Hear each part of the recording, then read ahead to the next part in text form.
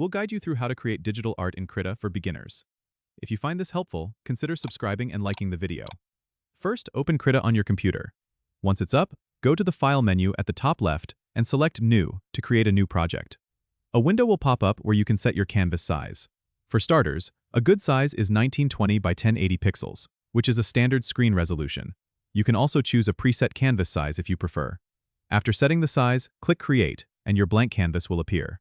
Next, look to the right side of the screen, where you'll find the toolbox. This is where all your drawing tools are located. Select the Brush tool, which looks like a paintbrush icon. With Krita, you have a variety of brushes to choose from. Click on the brush settings at the top to explore different brush types. You can adjust the size and opacity of your brush here too. Start by sketching out your design lightly.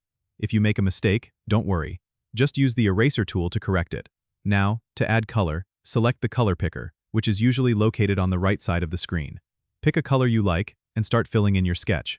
You can use the bucket fill tool for larger areas or the brush tool for more detailed work. Remember, you can always zoom in and out of your canvas using the scroll wheel on your mouse for more precision. As you work, it's important to save your progress regularly by going to File and selecting Save As. Choose a location on your computer and save it in the Krita format to preserve all your layers and settings. The great thing about Krita is that it supports layers, so you can draw different elements on separate layers.